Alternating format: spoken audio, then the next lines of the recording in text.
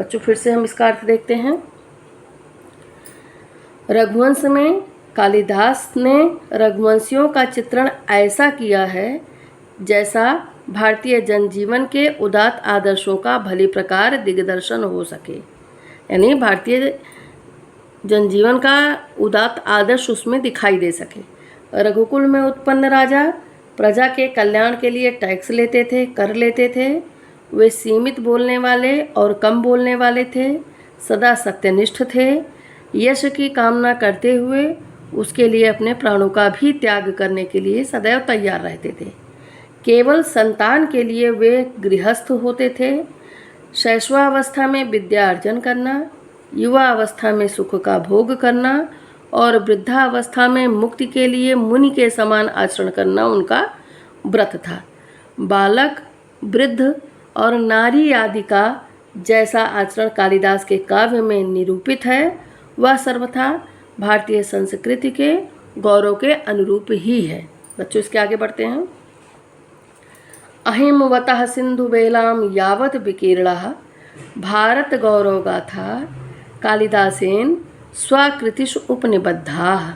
अहिमवतः यानी हिमालय से लेकर के, हिमालय से लेकर के, अहिमवतः मतलब हिमालय से लेकर के, सिंधु बेलाम यानी सागर तक, यानी उत्तर से लेकर के दक्षिण तक, अर्थात संपूर्ण भारत देश का, हिमालय से लेकर सिंधु तक विकीर्णा माने फैली हुई भारत गौरव गाथा, भारत की गौरव गाथा को कालिदास के द्वारा स्वकृतिश माने अपनी रचनाओं में उपनिबद्ध किया गया है, बांधा गया है या रचा गया है, यानी वर्णन किया गया है। हिमालय से लेके सिंधु तक फैली हुई भारत की गौरव गाथा को कालिदास के द्वारा अपनी रचनाओं में निबद्ध किया गया है। रघुवंश में यानी रघुवंश महाकाव्य में मेघे माने मेघदूत में और कुमार संभवेचा और कुमार संभव में, रघुवंशे मेघे कुमार संभवेचा, रघुवंश में मेघदूत में और कुमार संभव में, भारत देशस्य विविध भूभागानां गिरिकानन आदीनां यादृक् स्वाभाविकं मनोहारि च चित्रणं लभते स्वचक्षुषा अनवलोक्य तद असंभवम अस्ति। भारत देश के विविध भूभागानां माने विविध भूभागों का, गिरि माने पर्वतों का, कानन माने जंगल आदि का, यादृक माने जिस प्रकार, स्वाभाविकम मनोहारी स्वाभाविक और मन को हरने वाला, चित्रण लभ्यते माने प्राप्त होता है, स्वचक्षुषा अनअवलोक्य अपने चक्षु से यानी अपने आँखों के द्वारा, अनअवलोक्य माने बिना देखे, तद असंभवम अस्ति वह असंभव है। कहने का मतलब ये है कि कालिदास जी ने पूरे भारत देश का भ्रमण किया था, तभी उन्होंने जो है भारत देश के विविध भूभागों का, पर्वतों का, जंगलों इत्यादि का जैसा स्वाभाविक वर्णन किया है वह बिना आँखों से देखे किया नहीं जा सकता है कि कोई मनगढ़ंत ऐसे ही कर ले। रघुवंश में, मेघदूत में और कुमार संभव में भारत देश के विविध भूभागों का, पर्वतों का, नदियों पर्वतों का और जंगल इत्यादि का जैसा स्वाभाविक और मनोहारी चित्रण प्राप्त होता है वह अपनी आँखों से देखे बिना असंभव है। तथाविधम उसी प्रकार तस्य देश प्रेम उनका देश प्रेम, तस्य काव्योत्कर्षम समुद्रणयति उनका देश प्रेम उनके काव्य के उत्कर्ष को, काव्य की श्रेष्ठता को समुद्रणयति माने मजबूत बनाता है। उसी प्रकार उनका देश प्रेम उनके काव्य की उत्कर्षता को मजबूत बनाता है। संतु तत्र अनल्पाः संस्कृत कवयाः किंतु कस्यापि कालिदासेन साम्यम नास्ति। संत माने हैं, तत्र माने वहाँ पर, अनल्पाः माने कम नहीं यानी बहुत ज़्यादा संस्कृत के कवि हैं, किंतु कस्यापि कालिदासेन साम्यम नास्ति, लेकिन कोई भी, कस्यापि माने कोई भी, कालिदासेन साम्यम कालिदास के समान, नास्ति माने नहीं है, लेकिन कोई भी कालिदास के समान नहीं है। साधुक्तम केनचित कालिदास अनुरागिणः, साधुक्तम माने सही कहा है, ठीक ही कहा है, केनचित माने कोई, कालिदास अनुरागिणः, कालिदास से प्रेम करने वाला, कालिदास से अनुराग करने वाला। किसी ने ठीक ही कहा है। पहले इसको देखते हैं बच्चों, फिर इस श्लोक पे आते हैं। अहिमवता माने हिमालय से लेके सिंधु तक फैली हुई भारत की गौरव गाथा को कालिदास ने अपनी रचनाओं में रचा है। रघुवंश में, मेघदूत में और कुमार संभव में भारत देश के विविध भूभागों का, पर्वतों का, जंगलों आदि का जैसा स्वाभाविक और मनोहारी चित्रण प्राप्त होता है वह अपनी आँखों से देखे बिना संभव नहीं है।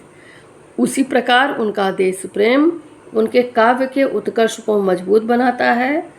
बहुत संस्कृत में बहुत कवि हैं। अनल्पा, अल्प माने कम होता है और अनल्पा माने बहुत ज़्यादा संस्कृत के कवि हैं, किंतु कोई भी कालिदास के समान नहीं है। साधुक्तम माने ठीक ही कहा है किसी कालिदास से प्रेम करने वाले ने। पुरा कवीनां गणना प्रसंगे कनिष्ठकाधितिष्ठति कालिदासः। पुरा कवीनां गणना प्रसंगे कनिष्ठकाधितिष्ठति कालिदासः। अद्यापि तत्तुल्यकवेरभावाद् अनामिका सार्थवती बभूव। अद्यापि तत्तुल्यकवेरभावाद् अनामिका सार्थवती बभूव। पुरा कवीनाम गणना प्रसंगे, पुरा माने प्राचीन काल में, कवीनाम माने कवियों की, गणना प्रसंगे माने गिनती करते समय, प्राचीन कवियों की गिनती करते समय कनिष्ठिका अधितिष्ठति कालिदासः। कनिष्ठिका उंगली पर, कनिष्ठिका माने जो किनारे वाली छोटी उंगली होती है जिसको हम लोग कानी उंगली भी कहते हैं, छोटी उंगली, उस कनिष्ठिका उंगली पर स्थित है कालिदास। यानी जब गिनती की जाती है, किनारे से गिनती की जाएगी, एक सिरे से गिनती शुरू की जाएगी, जैसे इधर से अगर गिनती शुरू की जाती है तो कालिदास का नाम ये सबसे पहले लिया जाता है। ऐसे कालिदास नंबर 1 पर कालिदास। तो कह रहे हैं प्राचीन कवियों की गणना करते समय कालिदास जी का नाम कनिष्ठिका उंगली पर स्थित है। अद्यापि, आज भी, तत्तुल्य कवेर अभावाद, तत् माने उनके तुल्य माने समान, उनके समान कवि का अभाव होने से अनामिका सार्थवती बभूव। जो अनामिका उंगली है, यानी ये जो कानी उंगली की जो बगल वाली उंगली होती है, कनिष्ठिका उंगली के बगल वाली उंगली, इसको अनामिका उंगली कहते हैं। इसका नाम सार्थवती बभूव माने सार्थक हो गया है। इसका नाम सार्थक हो गया। कहने का मतलब बच्चों ये है कि अनामिका का मतलब होता है बिना नाम वाला। अनामिका का क्या मतलब होता है? बिना नाम वाला, यानी जिस पर कोई नाम ना हो। तो 5 उंगलियां हैं। पहली उंगली कनिष्ठिका, दूसरी अनामिका, तीसरी मध्यमा जो बीच वाली है, उसके बाद तर्जनी और उसके बाद अंगुष्ठ। तो जब किनारे से कवि का नाम, कवियों की गणना शुरू की जाती है तो नंबर 1 पर कालिदास कहा जाता है। अब आज तक कालिदास के समान कोई दूसरा कवि आया नहीं, इसलिए कालिदास जी का नाम आगे नहीं बढ़ा। यानी जो दूसरी उंगली अनामिका है वो अनामिका ही रह गई, उस पर कोई नाम नहीं आ पाया। तो वही इसमें कवि ने कहा है कि प्राचीन कवियों की गणना करते समय कालिदास जी का नाम कनिष्ठिका उंगली पर स्थित है और आज भी उनके समान कवि का अभाव होने से जो अनामिका नाम है वो सार्थक हो गया है, यानी अपने नाम के अनुरूप ही हो गया है। अब ये पाठ बच्चों पूरा हुआ। धन्यवाद। अब इसके बाद मैं आपको जो है ये शब्दार्थ एक बार पढ़ देती हूँ, आप लोग देख लीजिए, फिर इससे संबंधित प्रश्नों के उत्तर बताऊंगी। देखिए, अनुवद्या कीर्ति कौमुदी। अनुवद्या कीर्ति कौमुदी का क्या मतलब होता है बच्चों? प्रशंसनीय यश रूपी चांदनी। प्रसृता माने होता है फैली हुई। लब्ध्वा माने होता है पाकर। बाग देवता आभरण भूतस्य माने होता है सरस्वती देवी के आभूषण। प्रथित यशसा माने प्रसिद्ध यश का। नातिक्रामति माने अतिक्रमण नहीं करता है। प्रस्तुवंती माने प्रस्तुत करते हैं। जनश्रुति माने लोक प्रचलित कथा। विडंबना माने कल्पना। सुतराम माने अधिक। धृतवान माने धारण किया। साधयितु माने सिद्ध करने के लिए। शातिशय माने अत्यधिक। पुष्णाति माने पुष्ट करता है। मनागपि माने थोड़ी भी, मनागपि माने थोड़ी भी, लब्ध प्रसराह माने फैली हुई, कल्पना प्ररोह माने कल्पना के अंकुर, प्रज्ञाया माने बुद्धि का, उन्मीलन माने विकसित हुआ, सुधिया माने विद्वान का, अनागतान माने भविष्य में होने वाले, सर्वातिशायनी माने सबसे बढ़कर, सचेत साम माने सहृदय जनों के। बच्चों एक बार मैंने अर्थ बता ही दिया है, लेकिन फिर भी अब इसमें शब्दार्थ है तो मैं आपको बता दे रही हूँ, जिससे कठिन शब्दों के अर्थ भी आप जान जाइए और अच्छे से दोहरा उठे। अन्वर्थतया माने अर्थ के अनुसार, शकुंतई माने पक्षियों द्वारा, प्राच्य पौरस्तई माने पूर्व और पश्चिम के, मूर्धन्यतमः माने सबसे श्रेष्ठ, सभा जन्म माने स्वागत। बच्चों इसका बहुत लोग गलत करते हैं, सभा लिख देते हैं। सभा जन्म माने क्या होता है? स्वागत। सन्निधिम लभते माने पास जाता है, हरणार्हकाः माने हिरण का बच्चा, अंगिरसा माने प्रधान रस, आख्याति माने कहती है, वस्तु विन्यासः माने कथा वस्तु, अनवद्यम माने अनिंदनीय या प्रशंसनीय, निर्वण्य माने देख करके, क्षालयति माने धुलता है, प्रजाक्षेमा माने जनता के कल्याण के लिए, गृह मेधिना माने गृहस्थी, वार्धक्य माने बुढ़ापे में, सिंधुबेलाम माने समुद्र तट, अनल्पा माने बहुत सी, और अनामिका माने कनिष्ठिका के पास की उंगली।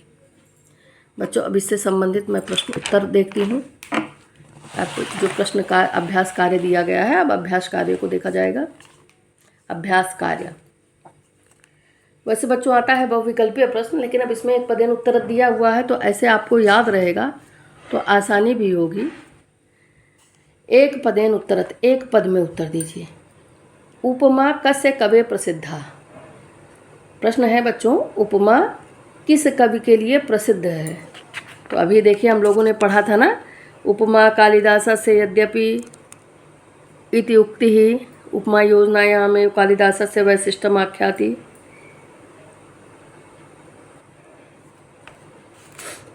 लेकिन उन्होंने अर्थांतरन्यास इत्यादि अलंकारों का प्रयोग बहुत ही सहजता से किया हुआ है। देखिए ये देखिए बच्चों, ये देखिए, ये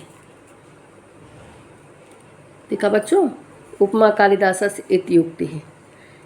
कहने का मतलब है कि उपमा कस्य कवे प्रसिद्धा? तो कालिदासस्य, कस्य की जगह कालिदासस्य। कालिदासः कस्य नरेशस्य समकालिकः आसीत्? कालिदास किस नरेश के समकालिक थे? तो बताया गया था बच्चों विक्रमादित्यस्य। किसके? विक्रमादित्यस्य। अभिज्ञान शाकुंतलम कस्य कृति अस्ति? अभिज्ञान शाकुंतलम किसकी कृति माने रचना है? तो किसकी रचना है बच्चों? कालिदासस्य, कालिदास जी की। मालविकाग्निमित्रम नाटकस्य नायकः कः अस्ति? मालविकाग्निमित्र नाटक का नायक कौन है? तो कौन है बच्चों? अग्निमित्रम, अग्निमित्र है। इस तरह से प्रश्न हो सकता है बहुविकल्पीय में पूछ लिया जाए बच्चों, आपके सामने विकल्प दे करके, 4 विकल्प दे करके पूछ लिया जाए। तो मालविका अग्निमित्र नाटक का नायक कौन है? इसमें अग्निमित्र और मालविका के प्रेम की कथा वर्णित है, तो अग्निमित्र इसका नाटक का नायक है। नायक मतलब हीरो जो उसका होता है। काव्येषु किं न रम्यम? काव्यों में क्या सुंदर होता है? तो क्या होता है बच्चों? नाटकम, आपने पढ़ा था। काव्येषु नाटकम रम्यम, ये देखिए, काव्येषु नाटकम रम्यम तत्र रम्या शकुंतला। तो काव्यों में क्या अच्छा होता है? नाटक अच्छा होता है। अब एक वाक्य उत्तरत, एक वाक्य में उत्तर देखेंगे। एकोनविंश सर्गात्मकम महाकाव्यम किम अस्ति? एकोनविंश यानी 20 में एक कम सर्गों का यानी 19 सर्गों का महाकाव्य कौन सा है? तो कौन सा है बच्चों? शाबाश, रघुवंश महाकाव्य। एकोनविंश सर्गात्मकम महाकाव्यम रघुवंशम अस्ति। कालिदासस्य नाटकानाम नामानि लिखत। कालिदास के नाटकों के नाम लिखने हैं बच्चों। 3 नाटक हैं उनके, कौन कौन से बच्चों? मालविकाग्निमित्रम, विक्रमोर्वशीयम और अभिज्ञान शाकुंतलम। कुमार संभवे कस्य जन्मोपवर्णितम? कुमार संभव में किसके जन्म का वर्णन किया गया है? तो किसके जन्म का वर्णन किया गया है? स्वामी कार्तिकेयस्य, स्वामी कार्तिकेय के जन्म का वर्णन किया गया है। कालिदास काव्येषु कः अंगिरसः अस्ति? कालिदास के काव्यों में प्रधान रस कौन सा है बच्चों? तो हम लोगों ने पढ़ा था कौन सा रस है? श्रृंगार रस, श्रृंगारः। कालिदास काव्येषु श्रृंगारः अंगिरसः अस्ति, श्रृंगार अंगिरस है। अब बच्चों देखिए सुमेलित करना है। हालांकि इस तरह से मेल होल करने वाले प्रश्न नहीं आते हैं, बहुविकल्पीय प्रश्न आते हैं, लेकिन अब हो सकता है का खा गा करके दे ही दिया जाए, तो आप लोगों को सब जानना है। अब बच्चों इसमें देखिए स्तंभ का में दिया है कुमार संभवम, मेघदूतम और मालविकाग्निमित्रम। स्तंभ खा में दिया गया है खंड काव्यम, नाटकम और महाकाव्यम। अब आपको मिलाना है कि कुमार संभव क्या है, नाटक है कि खंड काव्य है कि महाकाव्य है। तो बच्चों जैसे हमने पढ़ा था कि इनके दो महाकाव्य हैं, रघुवंशम और कुमार संभवम। तो कुमार संभव क्या है, महाकाव्य है। मेघदूतम क्या है बच्चों, मेघदूतम इनका खंड काव्य। हम लोगों ने पढ़ा था कि दो खंड काव्य हैं, मेघदूतम और ऋतुसंहारम। फिर मालविकाग्निमित्रम क्या है बच्चों, मालविकाग्निमित्रम नाटक है, 3 नाटक हैं, कुल इनकी 7 रचनाएं हैं। कौन कौन सी, रघुवंशम और कुमार संभवम 2 महाकाव्य हैं, मेघदूतम और ऋतुसंहारम 2 खंड काव्य हैं, और मालविकाग्निमित्रम, विक्रमोर्वशीयम और अभिज्ञान शाकुंतलम इनके 3 नाटक हैं। अब इसके बाद बच्चों आगे बढ़ते हैं। ये पैराग्राफ दिए हुए हैं, इन पैराग्राफों का अर्थ आपको लिखना है जो पढ़ाया जा चुका है, इनमें से आ सकते हैं। अब देखिए बच्चों परीक्षा में ऐसे अनुच्छेद दिया जाता है बहुविकल्पीय प्रश्नों में। ये देखिए प्रश्न दे दिया जाएगा, अधोलिखितम अनुच्छेद पठित्वा उत्तरत, नीचे लिखे हुए अनुच्छेद को पढ़ करके उत्तर दीजिए। एकोनविंश सर्गात्मकम इदम, अब ये अनुच्छेद पूरा नहीं दिया हुआ है बच्चों, इधर दिया हुआ है, पूरा अनुच्छेद पढ़ना है इसमें। एकोनविंश सर्गात्मकम इदम डैश डैश डैश कथा वर्णिता अस्ति, माने यहाँ तक का है। अब इसमें से प्रश्नों का उत्तर देना है। कुमार संभवे कस्य जन्मोपवर्णितम, कुमार संभव में किसके जन्म का वर्णन है। देखिए अब ये पैराग्राफ में दिखाती हूँ आपको। एकोनविंश सर्गात्मकम इदम महाकाव्यम, ये देखिए बच्चों ये एकोनविंश सर्गात्मकम इदम महाकाव्यम। प्रश्न पूछा गया है कि कुमार संभव में किसके जन्म का वर्णन है, तो करें कुमार संभवे स्वामी कार्तिकेय से जन्मोपवर्णितम। कुमार संभवे कस्य जन्मोपवर्णितम, पैराग्राफ से अगर आप देखेंगे तो कुमार संभवे स्वामी कार्तिकेय से जन्मोपवर्णितम, वहाँ से पैराग्राफ दिया गया है बच्चों। इसमें केवल डैश डैश कर दिया गया है क्योंकि पूरा लिखा नहीं गया है, तो ये मैं पैराग्राफ आपको दिखा रही हूँ। देखिए प्रश्न पैराग्राफ से आया। उसके बाद इसी पैराग्राफ का दूसरा प्रश्न देखिए बच्चों दिया गया है कि ऋतु संहारे किम वर्णनम अस्ति, ऋतु संहार में किसका वर्णन किया गया है। अब देखिए मैं पैराग्राफ दिखाती हूँ आपको, यही पैराग्राफ है। देखिए ये देखिए, ऋतु संहारे अनवर्थतया षण्णाम ऋतूनाम वर्णनम अस्ति, ऋतु संहारे षण्णाम ऋतूनाम वर्णनम अस्ति। क्या उत्तर होगा, षण्णाम ऋतूनाम। ऐसे विकल्प वहाँ दिए रहेंगे बच्चों। उसके बाद देखिए, मालविकाग्निमित्र नाटके कस्य प्रेम आख्यानम अस्ति, मालविकाग्निमित्र नाटक में किसके प्रेम का वर्णन किया गया है, तो मालविका अग्निमित्रम। ये देखिए मालविका अग्निमित्रस्य, ये देखिए बच्चों, ये मालविकाग्नि, ये दिखा बच्चों, मालविकाग्निमित्र नाटके अग्निमित्रस्य और मालविकायाश्च प्रेमाख्यानम अस्ति, अग्निमित्र और मालविका के प्रेम का वर्णन किया गया। जब आप पैराग्राफ को ध्यान से पढ़े रहेंगे तो आपको उत्तर खोजने में दिक्कत नहीं होगी। उसके बाद देखिए बच्चों ऐसे ही दूसरा भी पैराग्राफ दिया हुआ है, डैश डैश करके दे दिया गया है। इसका मतलब जो पैराग्राफ आपका यहाँ से शुरू है नृपति नाम अवदान निरूपणम अस्ति तक है। तो कालिदासस्य महाकाव्योः नाम लिखत, कालिदास के महाकाव्यों का नाम लिखिए। देखिए ये अवदान निरूपणम अस्ति, अवदान का निरूपण किया गया है। कहाँ गया ये,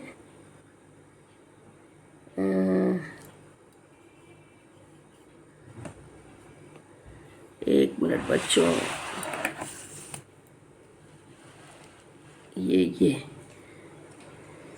ये यहाँ से शुरू है। संस्कृत काव्यस्य विविध प्रमुख प्रकारेषु स्वकौशलम प्रदेश, ये संस्कृत काव्यस्य, ये देखिए बच्चों, संस्कृत काव्यस्य विविधेषु प्रमुख प्रकारेषु स्वकौशलम प्रदर्श्य सा सर्वान अतीतान, माने यहाँ से शुरू हुआ है और नृपति नाम अवदान निरूपणम अस्त तक है। तो इनके 2 महाकाव्य पूछे गए हैं, रघुवंशम और कुमार संभवम च तस्य महाकाव्यम द्वयम। उसके बाद अगला प्रश्न है, देखिए,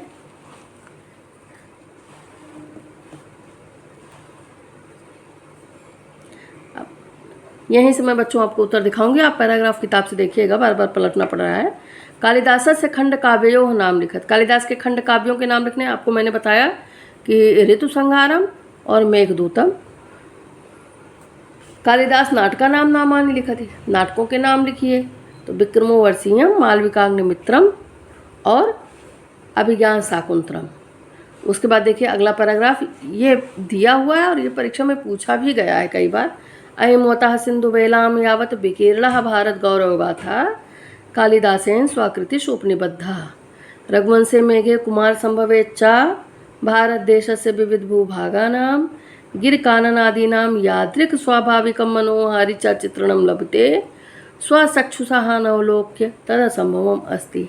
प्रश्न पूछ लिया गया, उक्त गद्यांश का शीर्षक है, शीर्षक का मतलब बच्चों पाठ का नाम, तो क्या आप बताइए, विश्व कवि रविंद्र का है कि आदि शंकराचार्य का है कि कवि कुलगुरु कालिदासा का है या गुरु नानक देवा का है? किसका है बच्चों? कवि कुलगुरु कालिदासा का। सब बहुत अच्छा। भारत गौरव गाथा केन स्वकृतिषु उपनिबद्धा, भारत की गौरव गाथा को किसके द्वारा अपनी कृतियों में रचा गया है? तो आदि शंकराचार्य के द्वारा कि गुरु नानक देव के द्वारा कि भवभूति के द्वारा या कालिदास के द्वारा? तो क्या उत्तर होगा बच्चों? कालिदासेन यानी कालिदास जी के द्वारा। इसके बाद देखिए समीक्षा, देखिए बच्चों ऐसे ही विकल्पीय प्रश्न आते हैं, पैराग्राफ से भी संबंधित दे दिए जाते हैं और विकल्प ऐसे सभी पाठों के आपके विकल्प आएंगे, इसलिए पाठ को ध्यान से सुने रहिए। जिससे आप ध्यान से सुने रहेंगे तो उत्तर को आप बहुत आसानी से लगा सकते हैं। कालिदास काव्येषु अंगिरसः कः, कौन सा अंगिरस है बच्चों? करुण है, श्रृंगार है कि वीर है कि हास्य है? हम लोगों ने पढ़ा था कौन सा है? श्रृंगारः। उपमा कस्य कवि प्रसिद्धा, अभी ऊपर ही बताया था। उपमा किस कवि के लिए प्रसिद्ध है? कालिदासः। स्वामी कार्तिकेय से जन्मनः वर्णनम कस्मिन् काव्ये अस्ति, स्वामी कार्तिकेय के जन्म का वर्णन किसमें है? मालविकाग्निमित्रम में है, कुमार संभवम में है, मेघदूतम में है कि रघुवंशम में है? किसमें है? बहुत सुंदर बच्चों, कुमार संभवम में है। कुमार संभवे कति सर्गाः सन्ति, कुमार संभव में कितने सर्ग हैं? तो कितने हैं बच्चों?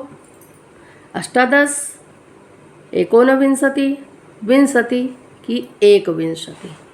तो कितने हैं बच्चों? 18 माने 18 सर्ग हैं। पुरुवराह उर्वश्याश्च प्रेम कथा वर्णितास्ति, पुरुरवा और उर्वशी की प्रेम की कथा वर्णित है किसमें? विक्रमोर्वशीय। किसमें बच्चों? विक्रमोर्वशीय में। कालिदास से सर्वश्रेष्ठ नाट्य कृतिरस्ति, कालिदास की सर्वश्रेष्ठ नाट्य रचना है। रचनाएं तो सब अच्छी हैं, लेकिन एक जो विशेष अच्छी रचना है वो कौन सी है? अभिज्ञान शाकुंतलम। पुरुर्वशस्य उर्वश्याश्च प्रेम कथा वर्णिता, वही प्रश्न दोहरा दिया गया है बच्चों। किसमें है? विक्रमोर्वशीयम। देखिए नाम से ही पता चल रहा है विक्रमोर्वशीयम। विप्रलंभ श्रृंगार युक्तम काव्यम किम अस्ति, विप्रलंभ श्रृंगार से युक्त काव्य कौन सा है? तो मेघदूत। कौन सा है बच्चों? मेघदूत है। श्रृंगारस प्रधानम नाटकम किम, श्रृंगारस प्रधान नाटक कौन सा है? अभिज्ञान शाकुंतलम। कौन सा नाटक है बच्चों? अभिज्ञान शाकुंतलम। उसके बाद अंतिम प्रश्न है, रघुवंशे कति सर्गाः सन्ति, रघुवंश में कितने सर्ग हैं बच्चों? 18 माने 18 हैं, 19 की 19 हैं, 20 की 20 हैं कि 21 21 हैं? तो कितने हैं बच्चों? 19 यानी 19 सर्ग हैं। अब बच्चों ये हो गया, आंतरिक मूल्यांकन दिया गया है। कालिदास द्वारा रचित रचनाओं की एक सूची तैयार कीजिए। तो कुल कितनी रचनाएं हैं कालिदास जी की? कुल 7 रचनाएं हैं। कितनी रचनाएं हैं? 7 रचनाएं हैं। कौन कौन से? 2 इनके महाकाव्य हैं, रघुवंशम और कुमार संभवम। 2 खंड काव्य हैं, मेघदूतम और ऋतु संहारम। 3 नाटक हैं, मालविकाग्निमित्रम, विक्रमोर्वशीयम और अभिज्ञान शाकुंतलम। ये पाठ बच्चों आपका समाप्त हुआ। कवि कुलगुरु कालिदास।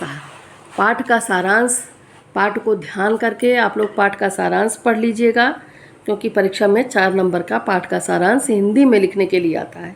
तो पाठ की कहानी को, अर्थ को अगर आप ध्यान से सुने होंगे तो सारांश को लिखने में आपको कोई भी समस्या नहीं होगी, बल्कि सारांश का लिंक मैं आपको डिस्क्रिप्शन बॉक्स में दिलवा दूँगी।